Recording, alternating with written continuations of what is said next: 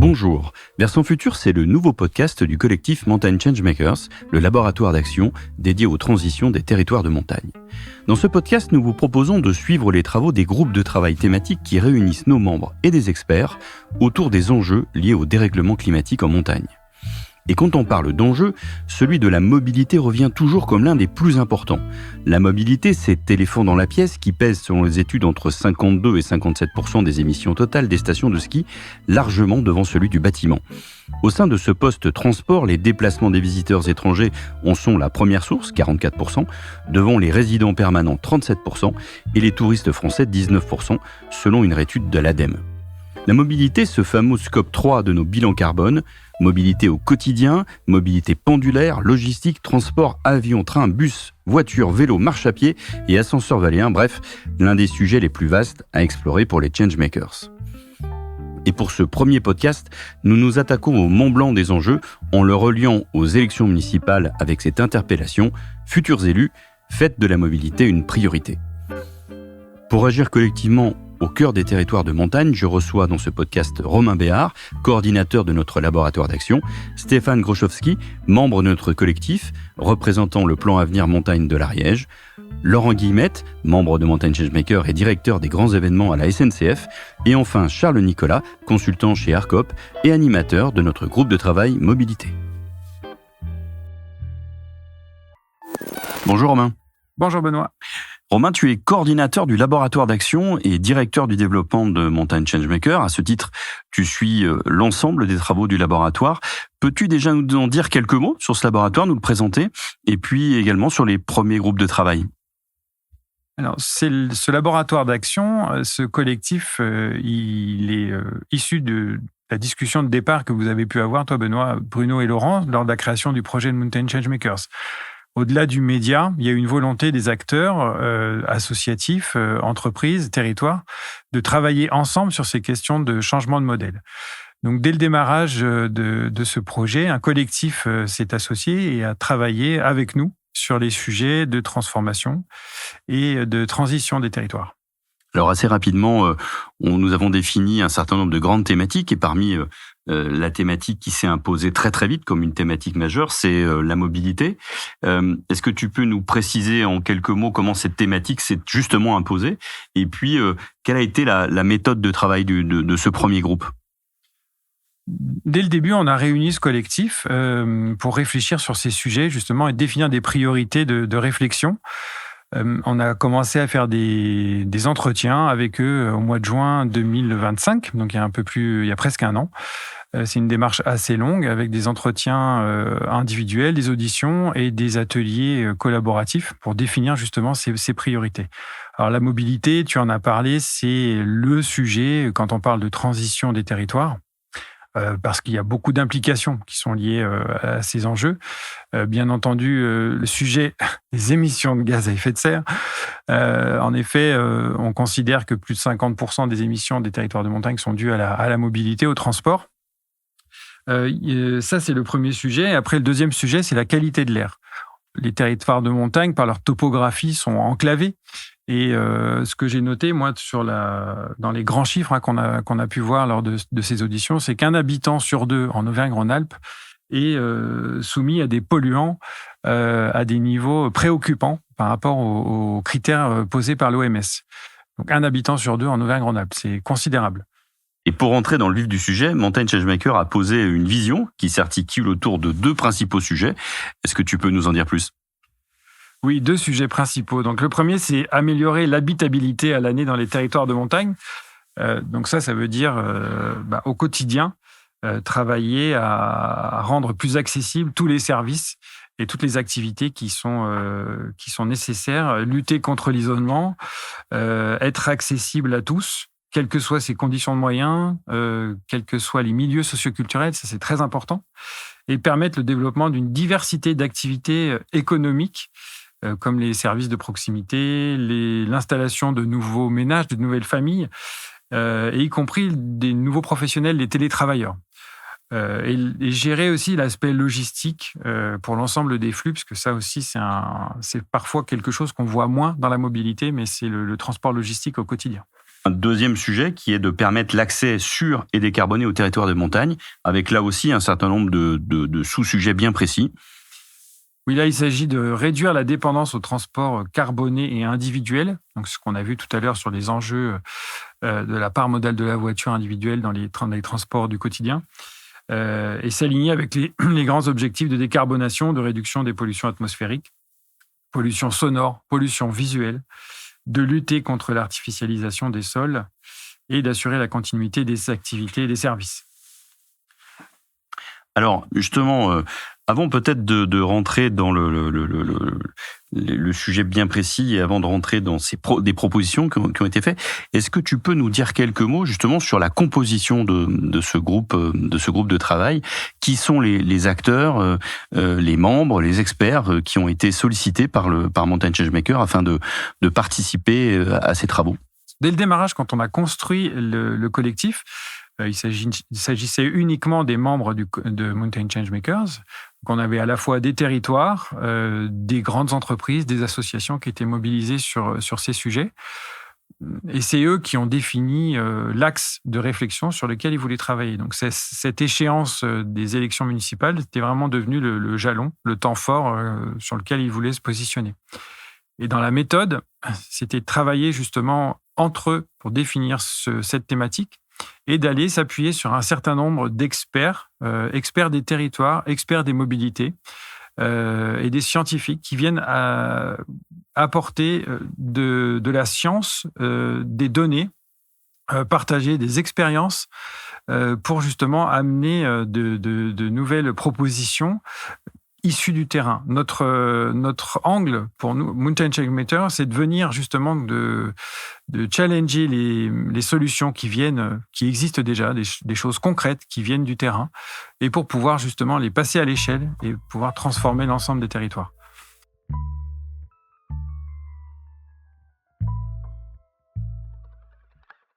Charles Nicolas, tu as eu la difficile tâche ou la belle tâche d'être l'animateur de ce groupe de travail mobilité. Est-ce que tu peux nous en dire un peu plus sur la manière dont justement s'est passée cette animation de groupe, dans la manière dont ce groupe a fonctionné et dont le collectif est né autour de ce sujet de la mobilité?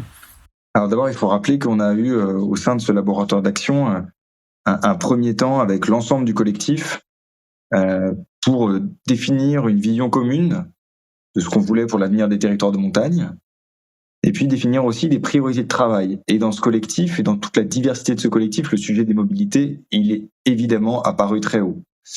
Et donc on a lancé ce groupe de travail parmi les tout premiers groupes du laboratoire d'action, et il y a eu beaucoup d'appétit parmi les membres pour y contribuer dans ces derniers mois. Donc on a eu la chance de compter sur un groupe de travail d'une vraie richesse, non seulement pour la qualité de ses acteurs, mais surtout pour la diversité des points de vue qu'ils représentaient. On avait à bord des élus qui ont exercé des mandats au niveau local comme au niveau national, des représentants de collectivités, des représentants d'organisations qui sont chargés de ces mobilités sur les territoires de montagne, des opérateurs de transport, des associations, des centres de recherche, y compris des expertises connexes, mais extrêmement utiles, des acteurs des réseaux et l'électricité, des acteurs financiers, des acteurs de la gestion du risque, qui ont permis, on a sous la main une vision très holistique, très intégrée de tous ces enjeux de mobilité sur les territoires de montagne. Ça, c'est le premier bloc. À partir de ça, on a fait travailler ce groupe déjà pour qu'il partage à l'échelle des mobilités, à une maille assez fine, une vision commune. En fait, on a besoin de créer un cap commun pour ce groupe. Ça a été assez facile. En fait, les priorités des uns et des autres, quelle que soit leur position, quel que soit le territoire sur lequel ils opèrent, quelle que soit leur expérience des enjeux de mobilité et des solutions à déployer, ils ont très très rapidement convergé sur des priorités communes. Et ça a été un acquis et un enseignement en tant que tel, en fait. Le fait qu'ils se disent ensemble, il faut prioritairement agir ici et là. Et ensuite, on avait ce groupe de travail, il a travaillé quelques mois, de façon assez intense. Il avait un cap dès le départ, c'était de se dire, à l'issue de ces quelques mois, on va verser une première pièce au débat sur les mobilités à travers le laboratoire d'action de Mountain Changemakers. Et il faut qu'on soit clair sur nos objectifs. On veut apporter des éléments concrets, des éléments très incarnés par ce qu'on représente, à la fois à titre individuel et au titre du collectif auquel on contribue grâce à Mountain Changemakers, du concret, de l'opérationnel, des solutions, plutôt qu'une grande revue de ce qui va, ce qui ne va pas, et un grand soir des mobilités. On voulait être vraiment dans le concret, l'opérationnel, l'action et l'expérimentation, c'est-à-dire les mots d'ordre du laboratoire d'action. Donc on a posé cette vision commune, on a posé un diagnostic commun aussi sur ce qui fonctionnait et ne fonctionnait pas, et ce qui devait être activé en priorité pour les mobilités sur les territoires de montagne. Et puis ensuite, le groupe a choisi, pour être fidèle à l'ambition qu'il s'était fixée, de consolider un ensemble de solutions, d'outils, de ressources, de moyens existants, parfois en germe, parfois en phase d'expérimentation, mais de faire valoir la diversité des solutions qui existaient et qui pouvaient être activées, saisies par les élus, notamment par les élus, dans les prochains mois. Donc on a vraiment été sur tout le temps porté par cette dynamique de croisons nos expériences, croisons nos expertises, convergeons sur des points essentiels et regardons pour ces points essentiels qu'est-ce qu'on peut mettre sur la table qui soit opérationnel, activable, efficace. Et quand tu dis tout à l'heure que très très vite, le groupe a identifié des éléments bien précis, tu peux nous dire un petit peu qu'est-ce qui a tout de suite émergé et qui a été cohérent et qui prouve cette vraie cohérence et le fait que les choix qui ont été faits par le groupe ressortent de manière très très très très nette et très très claire. Il y a un point qui a précédé quasiment tous les autres, qui est celui du niveau, de l'échelle à laquelle on discute et on réfléchit sur ces politiques de mobilité. De la maille à laquelle est exercée la compétence mobilité sur les territoires de montagne. Donc avec un diagnostic très étayé, la loi LOM, donc la loi d'orientation des mobilités qui a été votée en 2019, c'est un bon moment, 5-6 ans après, pour faire un premier bilan de ce qu'elle a porté comme fruit, comme résultat sur les territoires de montagne. La loi d'orientation des mobilités, dite loi LOM, est une loi française adoptée en 2019 pour transformer les politiques de transport et améliorer les déplacements au quotidien. Et on a plusieurs situations. La première, c'est quand l'intercommunalité a récupéré la compétence mobilité, et on voit que ça a des effets positifs de rapprocher la décision de la réalité du territoire, mais il y a aussi des freins, des obstacles qui sont manque de moyens, potentiellement techniques et financiers, manque d'expertise aussi, et puis pas une vision d'ensemble sur ce qu'est la totalité d'un parcours usager qui dépasse très très souvent les frontières de cette intercommunalité. Il y a une deuxième situation dans laquelle la région, c'est souvent le cas dans les territoires de montagne, la région a conservé la compétence mobilité avec toute une série de capacités que ça entraîne dans cette situation, mais aussi des limites qui sont liées à une action qui peut être vécue dans certaines configurations comme trop descendante, assez peu favorable à l'engagement collectif, pas assez proche, pas assez articulé de la réalité des flux sur un territoire, des spécificités d'un territoire, des besoins d'une population. Et la suite, la troisième configuration sur cette maille à laquelle discuter et agir, troisième configuration, c'est quand on réfléchit à l'échelle d'un bassin de mobilité. Ou en tout cas comme situation par défaut, ce bassin de mobilité, il est défini par la loi aussi, hein. C'est l'échelle à laquelle les flux des usagers, on parle principalement de mobilité du quotidien ici, les flux des usagers se réalisent effectivement. Donc c'est souvent, à un niveau territorial, la conjonction de plusieurs intercommunalités. Donc c'est un espace qui est cohérent, très cohérent du point de vue des flux des habitants sur leur territoire, des flux de mobilité des habitants sur leur territoire. Alors on parle du bassin de mobilité. Le bassin de mobilité est un territoire défini par les déplacements au quotidien des habitants, pour le travail, les études, le service ou les loisirs. Alors pour une définition claire, ce bassin de mobilité correspond à un espace géographique dans lequel les habitants se déplacent régulièrement pour leur activité quotidienne. Il regroupe plusieurs communes reliées par des flux de déplacement similaires. C'est un concept qui permet aux autorités locales d'organiser les transports de manière cohérente en tenant compte des trajets réels des habitants plutôt que de simples limites administratives. Et donc ça, c'est le point marquant pour répondre à ta question. Le premier point marquant, c'est le fait qu'en fait, il y avait quelque chose d'essentiel et que la loi LOM n'avait pas encore réussi à faire, qui était qu'il fallait absolument que la discussion s'installe à ce niveau-là.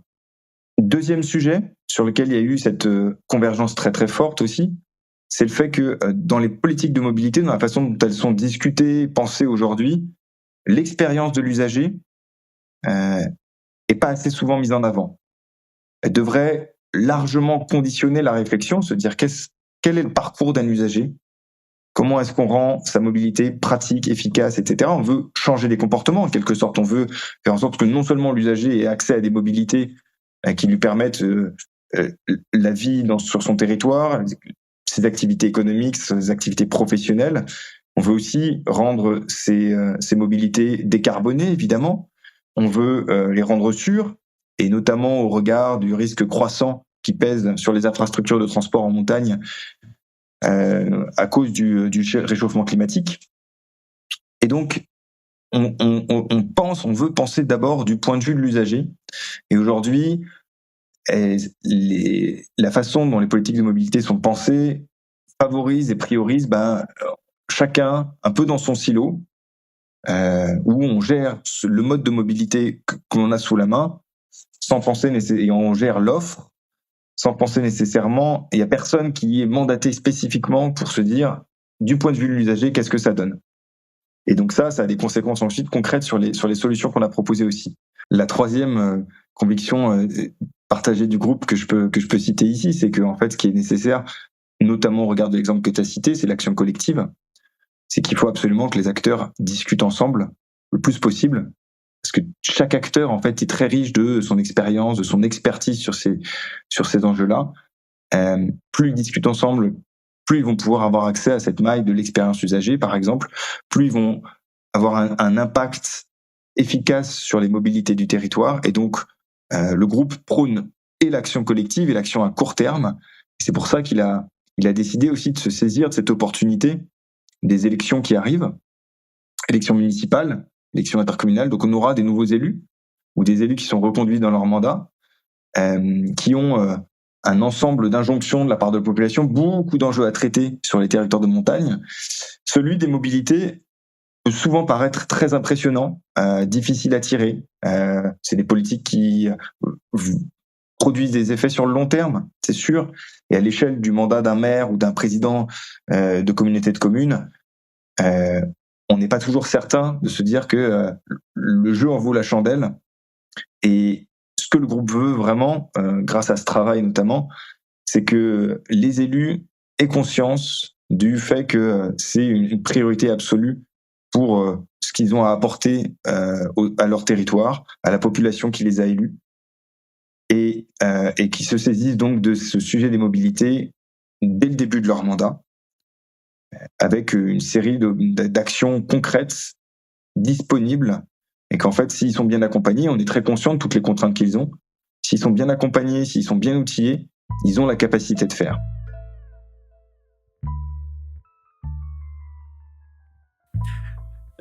Stéphane Grochowski, bonjour. Vous êtes chef de projet Plan Avenir Montagne Ingénierie pour le département de l'Ariège, un PETR à Ariège qui est membre de Mountain Changemaker depuis plus de 2024. Et vous avez participé au groupe de travail Décarboner les mobilités en montagne que nous avons lancé en octobre 2025 et qui s'est réuni pour la première fois en décembre de cette année et qui vient de sortir une première manifeste, un premier document partagé qui s'adresse prioritairement aux futurs élus locaux, puisque notre claim est futurs élus locaux, faites de la mobilité une priorité. Est-ce que vous pouvez nous dire comment ça s'est passé ce groupe de travail et c'est le premier groupe de travail du collectif Mountain Changemaker? Alors ça s'est bien passé. L'enjeu, moi que j'y voyais, notamment pour notre territoire pyrénéen, un petit peu éloigné des grands centres de décision alpins, c'était de pouvoir confronter en fait notre vision, notre façon de fonctionner avec les autres acteurs impliqués sur ce sujet-là notamment, pour voir si on était en adéquation, si on était un peu en retard ou si on était un peu dans la même lignée qu'un certain nombre d'autres opérateurs, et puis ça permet de renforcer ses convictions, d'apprendre de nouvelles idées, de nouvelles actions qui sont menées ici et là. Donc moi j'ai trouvé très enrichissant, et puis il y a une diversité d'acteurs qui est intéressante. C'est ce qu'on essaye de travailler sur nos territoires, de mélanger les profils et les compétences pour justement essayer d'avancer tous collectivement. Je crois que c'est un petit peu aussi c'était un des enjeux du collectif Mountain Changemaker, c'est de rassembler des gens de profils très divers et surtout d'aller aussi chercher d'autres montagnes que le massif alpin. Et donc, on est ravis que les Pyrénées, à travers l'Ariège et puis l'Agence des Pyrénées, participent aussi à nos travaux. Alors justement, dans ce cadre qui est de dire d'inciter les élus locaux à se saisir de cette question de mobilité. On sait que souvent on parle d'un millefeuille, et on parle beaucoup d'un millefeuille en France. Et ben pour la mobilité dans les territoires, j'ai l'impression qu'on est un peu dans les mêmes choses. Et donc, qui doit se saisir de ce sujet et pourquoi c'est important de le traiter à l'échelle locale? Alors peut-être d'abord un tout petit mot sur le millefeuille, le fameux millefeuille, puisque moi je fais partie du PETR de l'Ariège, qui fait partie donc des couches les moins connues du millefeuille. Il se trouve que ce millefeuille, il est issu notamment de la compréhension de la complexité des territoires dans lesquels on vit et de la complexité des différentes thématiques que l'on doit traiter, notamment quand on est un élu local. Et du coup, un élu local, il n'a pas la capacité sur une semaine, même si elle est souvent très très remplie, de tout traiter de la même façon en étant performant sur l'intégralité des thématiques. Donc il a besoin de soutien et notamment un PETR, ça sert à soutenir l'action des collectivités sur des thématiques pour lesquelles il n'y a pas forcément une vision très soit au niveau territorial suffisamment large, soit très spécifique sur un sujet précis. Donc voilà. Alors chez nous, comment ça s'est passé?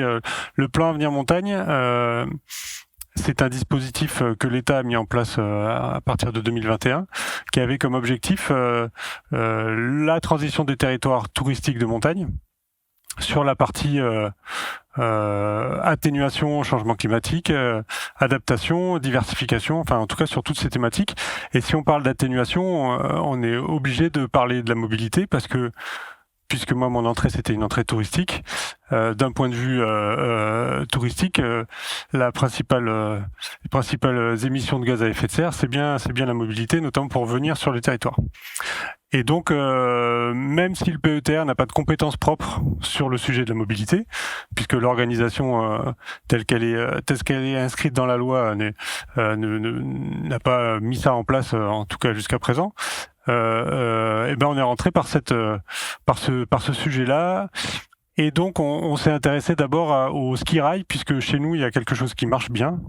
C'est le dispositif ski rail qui permet à des visiteurs de notre station de montagne, puisqu'il y en a une principale qui bénéficie de ce système, axe 3 domaines, de pouvoir payer la moitié de son billet de train et la moitié de son forfait pour venir donc pratiquer le ski. Et on s'est dit, on a cette chance d'avoir une ligne de chemin de fer. On a ce dispositif qui fonctionne. Est-ce que c'est réplicable? Est-ce que c'est adaptable? Et en tout cas, voilà, comment est-ce qu'on arrive à se saisir sur un bassin de mobilité qui correspond peu ou prou au périmètre du PETR de l'Ariège? Donc on a commencé par rencontrer, avec l'aide d'un bureau d'études, on est allé à la rencontre des différents acteurs, la région, la communauté d'agglo qui, elle, a une compétence aussi d'autorité organisatrice de la mobilité, les comités de communes qui, elles, n'en ont pas, et qui sont donc en contrat avec la région dès qu'elles mettent en place des dispositifs. On est allé voir aussi les institutions, les offices tourisme, les prestataires, et on s'est rendu compte que chacun, en fait, avait un bout de la connaissance de ce qui se passait véritablement sur le territoire. Donc on s'est dit que ce serait quand même pas mal de se voir tous ensemble et ensuite d'essayer tous ensemble de définir une feuille de route sur la mobilité touristique, puisque mon entrée, je le répète, c'était bien sur la mobilité touristique dans le cadre du plan Avenir Montagne. Donc on s'est réunis et puis on a défini plusieurs axes qui sont relativement habituels, mais en fait qui montrent notamment que jusqu'à présent, parfois on n'arrive pas à tous travailler dans la même direction. Donc il y a vraiment la question de l'organisation, organisation et connaissance. Donc là, c'est comment est-ce qu'on édite une carte, comment est-ce qu'on fait état de l'intégralité de la connaissance sur les mobilités décarbonées du territoire, puisque chacun a son petit bout de connaissances. Et ensuite, comment est-ce qu'on organise le travail collectif par des groupes de travail, par des réunions spécifiques en lien avec des projets spécifiques. Je donne un exemple. Par exemple, il y a quelques années, sur une navette touristique pour aller au parc pyrénéen de l'art préhistorique, enfin en tout cas rejoindre quelques sites emblématiques du secteur. Sauf que ça avait été mis en place pour les week-ends, en période estivale, sachant que les week-ends, c'est en général en période estivale les moments où les gens se déplacent jusqu'à la destination. Et là encore, il n'y avait pas eu de communication, on ne savait pas où on pouvait prendre cette navette. Échec, fiasco, arrêt de l'expérimentation. Et donc actuellement, avec la communauté de communes Pays de Tarascon et quelques opérateurs touristiques, plus les institutions, on se projette sur 2027. Comment est-ce qu'on va pouvoir remettre en place, ou pas d'ailleurs, mais en tout cas d'essayer de trouver un modèle qui permette de remettre en place ce qu'on appelle un TIL, un transport d'intérêt local, qui facilite justement cette mobilité décarbonée.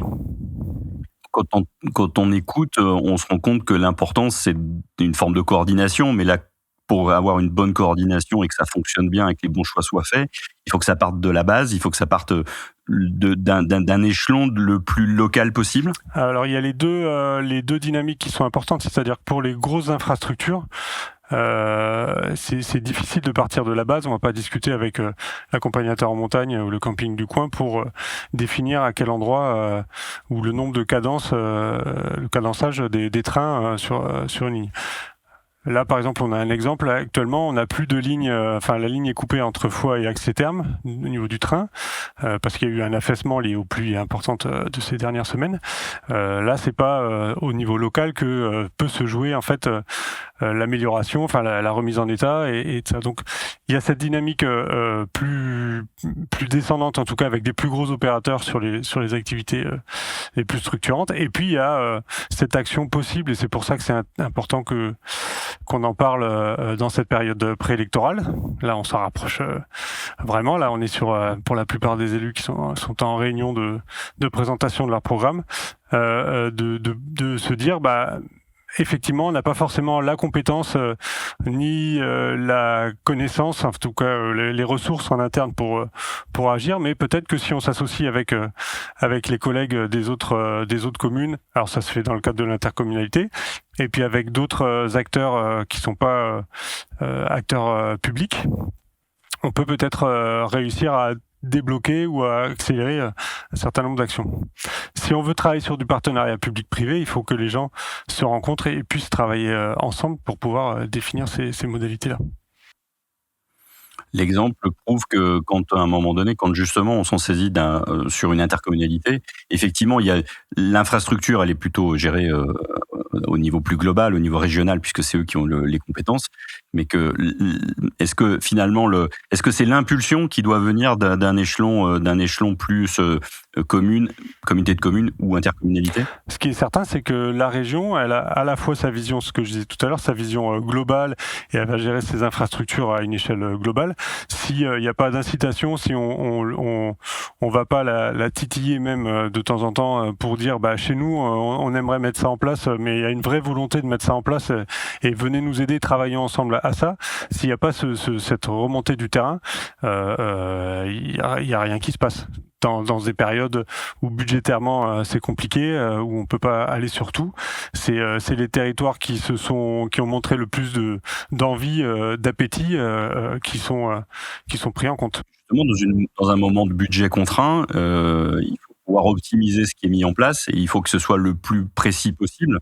L'exemple de tout à l'heure de choses mises en place mais qui finalement arrivent trop tard pour que la communication fonctionne, ou que c'est bien la preuve qu'il faut aussi que ce soit parfait. C'est-à-dire que si ça doit marcher mais que c'est vide parce que les gens ne le savent pas, ou qu'il y a un problème de communication, ou que ça ne fonctionne pas par rapport parlait tout à l'heure du planning, un truc qui marche le week-end alors que l'usage il est plutôt pour la semaine, à un moment donné c'est un échec aussi, et donc financièrement ça ne fonctionne pas. Donc si on veut que des projets comme ça continuent d'être financés, il faut qu'ils marchent et qu'ils puissent faire preuve de leur efficacité. Oui, et après c'est pas pour dire que l'un ou l'autre n'a pas réussi à faire les choses correctement, c'est que on est tous dans nos compétences, dans nos obligations de fonctionnement journalier, et si on n'a pas justement des moments où il y a de l'animation, de l'accompagnement, de la coordination à des actions collectives, chacun reste dans son sillon, et on est tous pareils, hein. Très bien. En tout cas, merci beaucoup de t'être rendu disponible. Avec plaisir. Puis au plaisir de rééchanger avec toi bientôt. Merci Benoît. À bientôt. Salut Stéphane. Au revoir.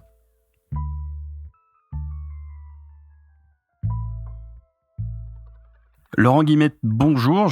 Merci de nous rejoindre pour ce podcast version future de Mountain Changemaker. Vous êtes directeur des grands événements à la SNCF. Grands événements, quand on est en montagne, on entend aussi le programme olympique Alpes 2030.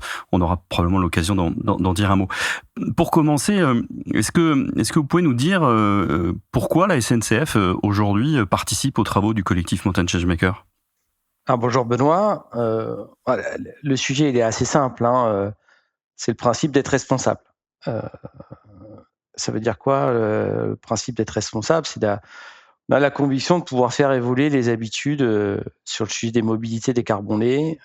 Bien évidemment, le faire, il n'est pas l'unique solution, mais en tout cas, il peut permettre de proposer une certaine colonne vertébrale intéressante au titre des capacités jusqu'au fond des vallées. C'est un système qui existe, mais souvent on se rend compte que ces articulations sont largement perfectibles. Et dans ce qu'on a identifié chez vous, c'est très clairement il y a ce sujet de la discontinuité, ou en tout cas il n'y a pas de déficience suffisante pour pouvoir se déplacer de façon la plus responsable possible. Et puis le deuxième point, et sur lequel là on est directement concerné, mais au même titre que la préservation de la montagne, c'est le risque climatique. Il est bien réel, ce risque-là. Il nous impacte quasiment presque au quotidien. C'est une réalité. Et donc du coup, si on prend soin et de façon bienveillante de notre planète, et par conséquent de la montagne, ça pourrait aussi nous permettre de proposer une offre de transport et de services moins contraintes. Éventuellement, si on parle de plan financier, de réduire l'investissement qu'on met dans les opérations curatives, quand il y a par exemple des morceaux de roche complètes qui viennent sur la voie ferrée, et si on dépense moins sur ces opérations curatives, ça peut se faire au profit d'investissements de développement, soit au titre des capacités, du service ou de la sécurité. Donc il y a deux choses, c'est qu'on est un transporteur qui est globalement responsable dans l'empreinte carbone qu'on livre, mais on est aussi d'une certaine façon un client de la planète, parce que si la planète elle va pas bien, nous ça va nous créer des désagréments, et donc par conséquent c'est plus difficile pour les personnes qu'on transporte, ou même les marchandises. Donc ça se nourrit assez bien d'un côté comme de l'autre. Donc là on trouvait que venir grossir les rangs de Mountain Changemaker, c'était extrêmement intéressant. Puis voilà, la mobilité, ça nous passionne, et donc par conséquent, on a vu que ça vous intéressait aussi. Donc c'était tout naturellement normal de venir à vos côtés. Ouais. Et donc, à l'intérieur de cette participation au collectif Global Mountain Changemaker, le choix évident aujourd'hui, il a été de nous accompagner et de faire partie du groupe de travail spécifique que nous avons lancé sur la mobilité, décarboner les mobilités en montagne, mais d'une manière plus large, réfléchir sur l'importance de la mobilité dans les territoires et notamment en montagne. Effectivement, pour nous, c'était extrêmement important de vous rejoindre et de grossir vos rangs, parce que le sujet de la mobilité, alors nous on l'opère sur tous les territoires du périmètre national, et ça nous occupe, on est motivé par ça, et puis c'est d'une certaine façon notre raison d'être. Et bien évidemment, dans l'optique des Jeux Alpes 2030, qu'ils soient olympiques ou paralympiques, le territoire de la montagne va être forcément très mis en avant, et il nous semblait plus que naturel de venir porter, en tout cas notre expertise à vos côtés pour pouvoir essayer d'avancer sur cette partie-là. Si je prends un exemple qui est vraiment concret, et là je vais sortir de la montagne et je vais revenir en Île-de-France, mais le travail qui a été initié par l'ensemble des opérateurs de mobilité en Île-de-France pour Paris 2024, pour les Jeux Olympiques et Paralympiques, il y avait un défi monstrueux parce qu'il y avait un volume à traiter extrêmement important. On n'a jamais bien autant travaillé ensemble pour pouvoir livrer ces JO. Et donc, par conséquent, aujourd'hui, parce qu'on a bien travaillé ensemble et qu'on se connaît encore mieux, eh bien, on est encore meilleur. Et donc ça, je pense que ça fait partie des héritages, à mon avis, que Alpes 2030 pourrait apporter au niveau de la mobilité et surtout aux habitants ou aux visiteurs des régions concernées. Alors justement, le territoire, c'est un vrai sujet pour la SNCF. C'est vraiment important pour vous d'aller jusqu'au bout du territoire et de connaître, de mailler ce territoire, d'être présent à la fois en tant que opérateur, réflexion ou donc quel est le lien que vous avez avec le territoire, et puis si on veut encore une fois focuser sur la montagne, pas forcément que sur les Alpes, mais d'une manière générale sur la montagne, à quel point la SNCF aujourd'hui s'implique dans cette notion territoriale?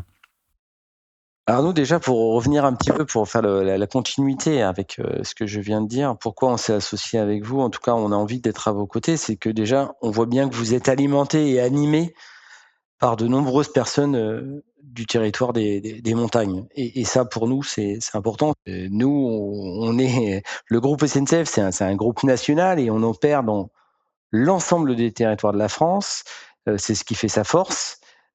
Et nous sommes au service sur le plan institutionnel, mais aussi sur le plan du service qu'on délivre aux utilisateurs. Alors, j'aime pas le mot usager, mais des voyageurs et des voyageuses qui nous utilisent, et quels qu'ils soient, que ce soit des gens qui habitent, des scolaires, des vacanciers, des professionnels, et tous les jours, et de tôt le matin à tard le soir, qu'il neige, qu'il vente, qu'il pleuve ou qu'il fasse grand beau. Pour nous, le sujet de la mobilité dans les territoires, c'est leur santé.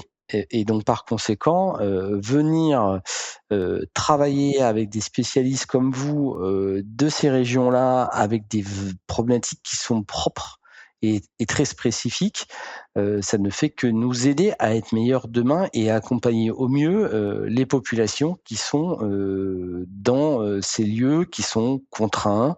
La montagne, je ne vais pas dire que ça se gagne, mais la montagne, elle a sa beauté, il y a un côté magnifique, mais il y a aussi de savoir comment elle vit et comment les gens qui sont implantés dans la montagne ou qui vont dans la montagne vivent ce sujet-là. Et la mobilité fait partie des éléments qui permettent de bien vivre et de bien travailler dans ces crus-là.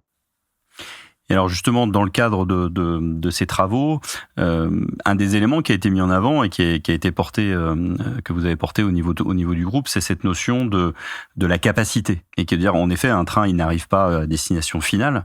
Donc, il faut à un moment donné, qu'est-ce qui se passe après le train? Et vous vous intéressez aussi à ce qui se passe après le train. On peut parler d'intermodalité, on peut parler justement de ces capacités de récupérer un flux quand un TGV arrive à Bourg-Saint-Maurice ou quand un TGV demain arrivera à Briançon.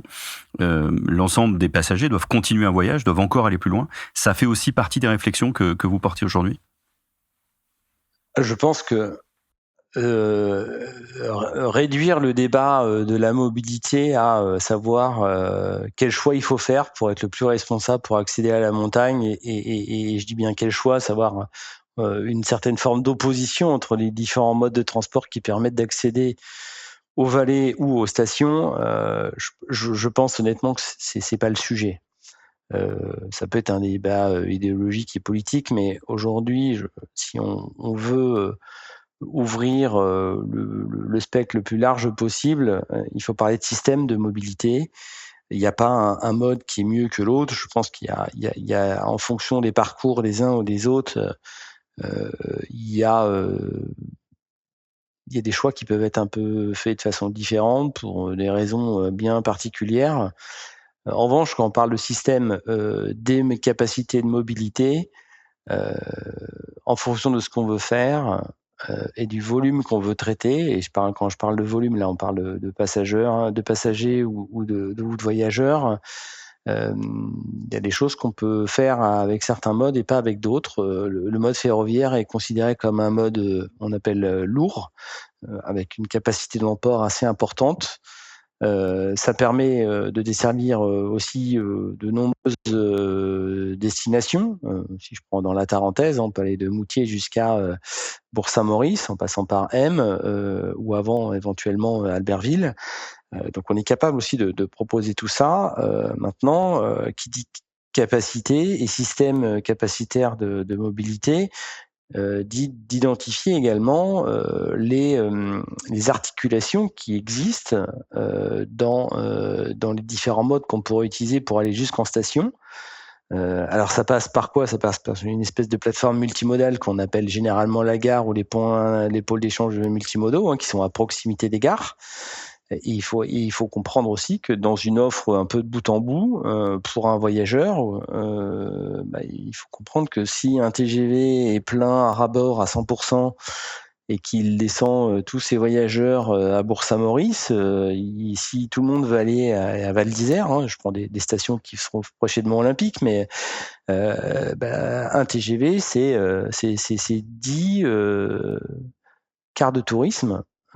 Donc on voit bien que la transformation elle est pas simple, parce que 10 bus ça prend quand même pas mal de place sur le plan spatial, et que de temps en temps les bas des vallées ou les gares sont pas forcément toujours bien équipés sur ce genre de choses. Donc le schéma des mobilités et de ses capacités il est extrêmement intéressant à travailler. L'exemple de M-Laplagne avec cet ascenseur valéen qui est en projet pour un peu 2030 est extrêmement intéressant, parce qu'on se rend compte que un ascenseur valéen, ça a un débit de 2000 à 3000 personnes par heure. C'est l'équivalent globalement de 2 à 3 TGV multiples. Donc ça, et on sait très bien qu'en 1 heure, on fait pas 3 TGV pour M-Laplagne. Donc on voit bien qu'il y a des choses qui sont extrêmement intéressantes à regarder. Maintenant, il faut réussir à coordonner le tout, tant dans les interfaces que dans la dimension horaire.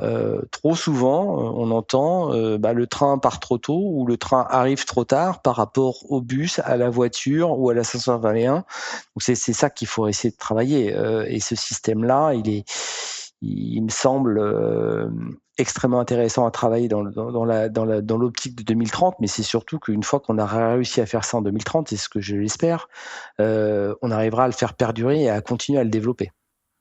Oui, vous parliez tout à l'heure de l'exemple de cet héritage de Paris 2024 qui est une forme d'interconnexion ou de plugin de l'ensemble des sujets liés au transport dans l'Île-de-France.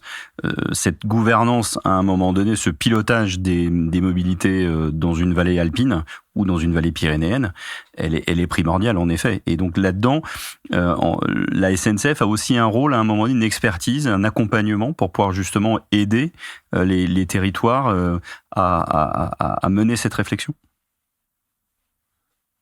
Alors, on va pas se mentir, la SNCF aujourd'hui, au titre du transport public et notamment du transport régional,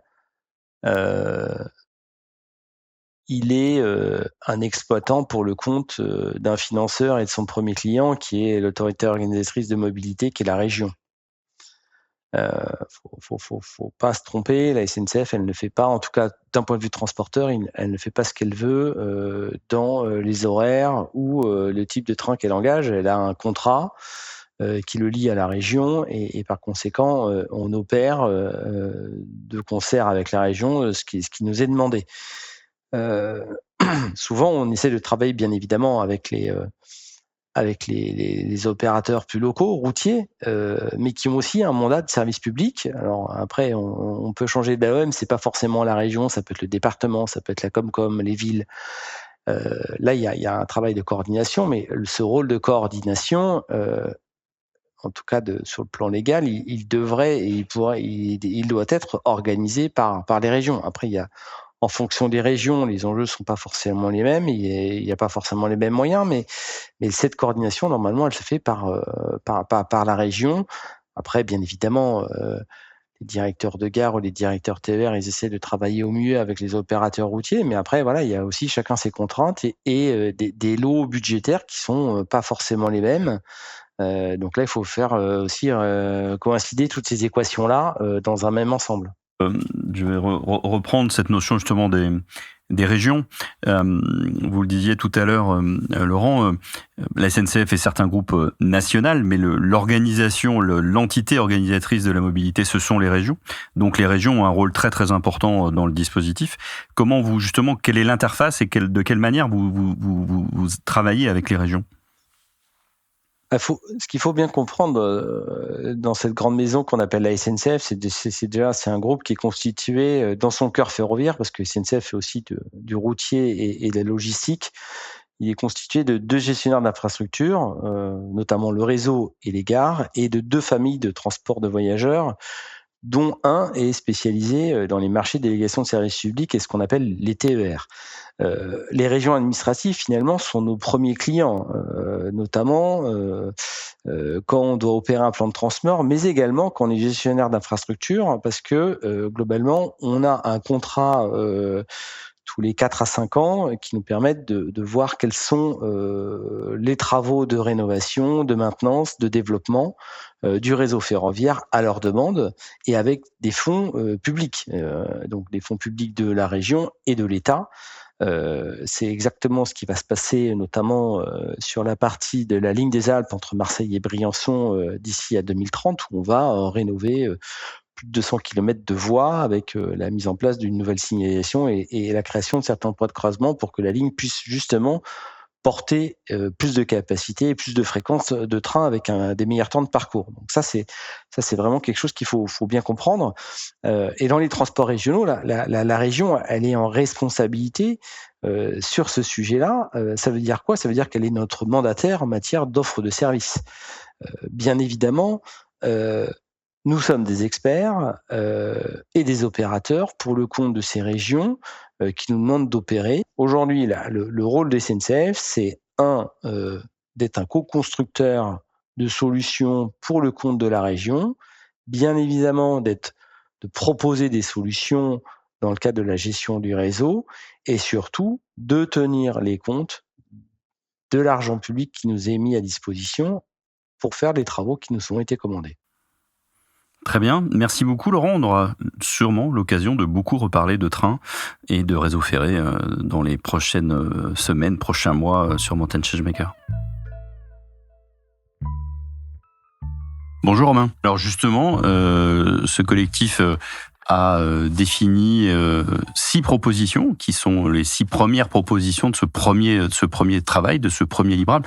On dira tout à l'heure quelques mots sur le livrable proprement dit qui s'appelle Version Future. Alors, si on devait justement mettre en avant ces 6 propositions que le collectif propose aux élus de montagne.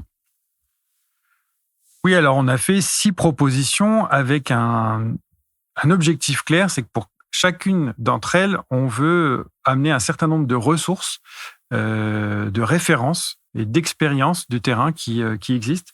Donc, on a listé des thématiques, des enjeux et derrière, tout un tas d'exemples concrets qu'on peut aussi consulter sur notre site web. Donc, pour faire rapidement, le premier enjeu, c'était pour les nouveaux élus qui arrivent aux commandes, c'est l'enjeu de formation et de comment mieux appréhender la capacité d'action. Aujourd'hui, par exemple, il y a un outil qui existe, c'est le plan de mobilité simplifié.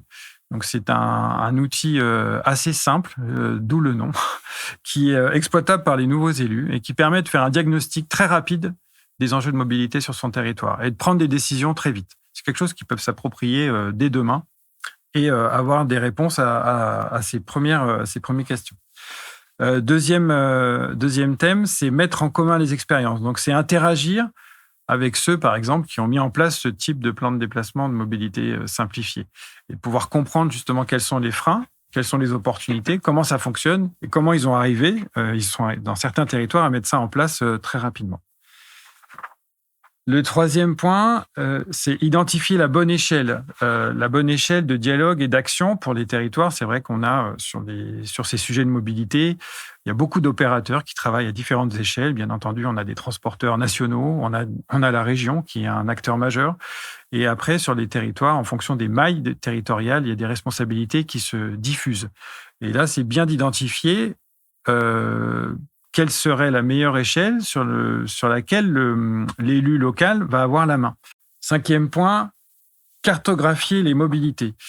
Là encore, on va utiliser des outils. Il y a une multitude d'outils qui existent, mais elles sont pas forcément, ces données ne sont pas forcément accessibles. Donc, il faut mobiliser ce qu'on appelle l'open data. Donc, l'enjeu, c'est vraiment d'avoir de la donnée qualifiée, quantifiée, précise sur l'ensemble de son territoire. Et pour ça, il y a une fédération qui est vraiment intéressante, c'est la Fédération nationale des associations d'usagers de transport, la FNAUT, F-N-A-U-T.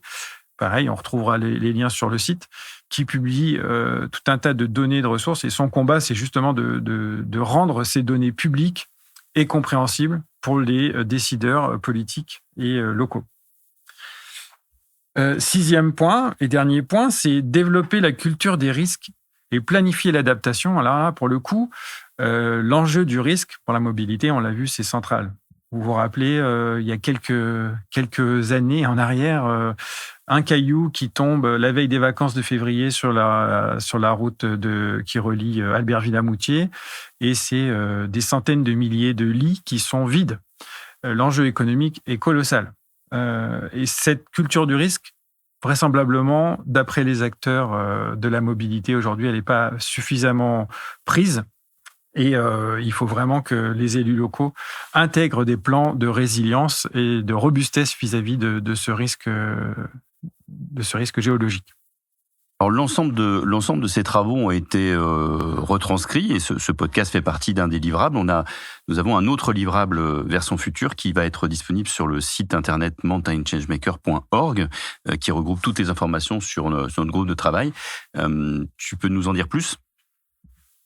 Oui, dans la finalité de nos projets du laboratoire d'action, c'est vraiment d'arriver à proposer des livrables à impact. Le premier livrable qu'on a fait s'appelait Versant Futur, des 10 propositions qu'on a pu faire au comité d'organisation des JOP 2030. L'objectif de nos projets, c'est d'arriver à des propositions concrètes et de pouvoir créer aussi des événements, des temps de restitution, des temps de publication de nos rendus, de nos réflexions. Et en 2026, on veut aller plus loin, c'est-à-dire qu'on veut aller créer de nouveaux objets impactants, objets audiovisuels, puisque c'est l'ADN de notre collectif, par le média et par notre capacité à produire justement des formats audiovisuels impactants. Donc de produire des films, voire des fictions documentaires, pour engager les transformations dans les esprits. Enfin, l'idée, c'est qu'une image vaut 1000 mots. La fiction, les nouveaux récits peuvent embarquer un collectif dans des changements profonds de la prise en compte de ces enjeux-là.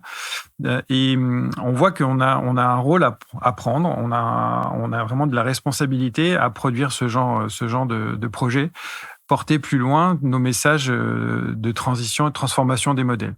Donc, tout au long de l'année, on va produire plusieurs types de livrables. On a ce versant futur sur les 6 propositions qu'on fait aux nouveaux élus municipaux. On travaille sur un livrable en lien avec les nouveaux récits de la montagne, justement. On va s'adresser à la jeunesse et on va essayer d'impliquer davantage les jeunes dans ces politiques d'aménagement de la montagne de demain. Donc, c'est créer des récits qui vont pouvoir embarquer les nouvelles générations sur ces sujets-là. Et on va lancer de nouvelles thématiques en lien avec le vivant, avec l'eau, avec les nouveaux modèles économiques, avec l'habitat. Et tout au long de l'année, pouvoir délivrer à la fois des rapports scientifiques, des rapports tels qu'on l'a fait Versant Futur, des podcasts, bien entendu, des films. Et on a un gros projet sur cette fin d'année 2026. C'est l'écriture d'un film qu'on a appelé rétro-prospectif, où on se pose sur les 100 ans de la loi montagne, du premier plan montagne de 1963, et on imagine la montagne 100 ans après, en 2063. Donc l'idée, c'est de partir d'images d'archives, de problématiques d'actualité, et d'écrire la suite que pourrait être la montagne demain, en 2063, à partir des travaux qu'auront réalisés les membres du groupe et du collectif Mountain Changemakers. Les Mountain Changemakers ne vont pas s'ennuyer dans les prochains mois. Merci beaucoup, Romain. Merci, Benoît. Alors, ce que je retiens de ce premier livrable de Vers son futur, le podcast, c'est la profondeur de réflexion et la vision holistique apportée par nos membres à ce collectif dans le travail en atelier, une vision soulignée par Charles. Ensuite, c'est le constat porté par Stéphane et Laurent, dans 2 univers très différents, que la mobilité est un sujet qu'il faut saisir à bras-le-corps, à la fois au niveau des collectivités locales, mais aussi au niveau de la présidence d'un groupe national, et que notre méthode permet un travail de fond important. Enfin, c'est d'entendre les 6 propositions cohérentes et concrètes présentées par Charles et Romain, véritable boîte à outils pour les élus durant le prochain mandat municipal et dans lesquels je ne veux surtout pas faire de choix. L'ensemble des travaux du laboratoire d'action et les informations sur notre association sont disponibles sur notre site internet mountainchangemaker.org. Je profite de ce podcast pour remercier nos membres et nos experts pour leur implication auprès du collectif et je vous donne rendez-vous pour d'autres versions futures dans le prochain mois. C'était Version future de Mountain Changemakers, un podcast disponible sur toutes les plateformes d'écoute, Spotify, Deezer, Apple Podcast. Vous pouvez également retrouver tous nos programmes en accès libre sur notre chaîne YouTube. Ce podcast a été réalisé par Tom Surbeck. S'il vous a plu, n'hésitez pas à vous abonner et à nous laisser des commentaires pour encourager et challenger le travail de l'association.